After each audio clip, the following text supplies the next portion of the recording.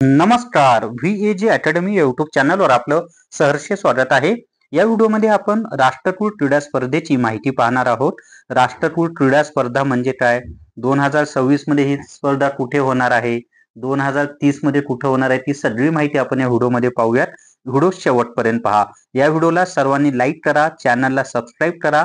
तसंच इन्स्टा आणि फेसबुकवर पाहत असाल तर आपल्या पेजला फॉलो करा. आता सुरुवातीला राष्ट्रकुल म्हणजे काय ती संकल्पना तुम्हाला सांगतो.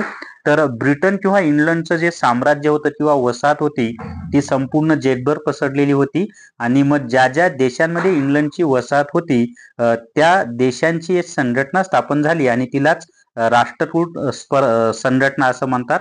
इंग्लिशमध्ये त्याला कॉमनवेल्थ असं म्हटलं जातं. मग आता त्या देशामध्ये जी क्रीडा स्पर्धा होती त्या देशातील खेळाडूंसाठी तिलाच राष्ट्रकुल क्रीडा स्पर्धा असं म्हणतात आणि इंग्लिशमध्ये तिला कॉमनवेल्थ गेम्स असं म्हटलं जातं. ही स्पर्धा दर 4 वर्षांनी होत असते. आता यामध्ये पहा, यावर म्हणजे 2026 मध्ये ही स्पर्धा कुठे होणार आहे हा प्रश्न आपल्याला हमखास विचारला जाईल. व्हेरी IMP आहे. तर 2026 मध्ये ही स्पर्धा स्कॉटलंड या देशातील ग्लासगो या शहरामध्ये होणार आहे. त्याही पेक्षा IMP प्रश्न 2030 मध्ये राष्ट्रकुल क्रीडा स्पर्धा ही भारतातील अहमदाबाद या शहरामध्ये होणार आहे. हाही IMP प्रश्न आहे. अहमदाबाद हे शहर गुजरात या राज्यामध्ये आहे. त्याच्यानंतर या स्पर्धेचं आयोजन दर 4 वर्षांनी होतं.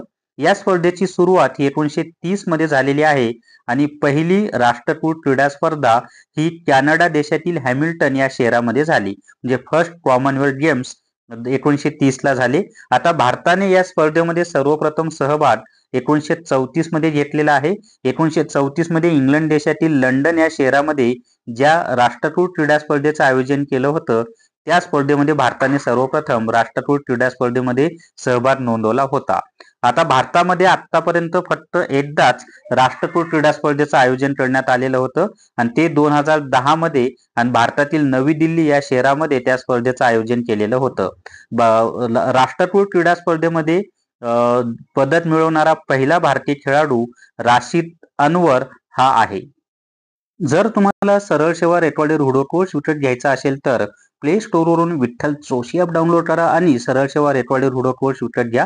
तर या व्हिडिओमध्ये एवढीच माहिती. या व्हिडिओला सर्वांनी लाईक करा, शेअर करा आणि VAG अकॅडमी हे आपले युट्यूब चॅनल सबस्क्राईब करा. धन्यवाद.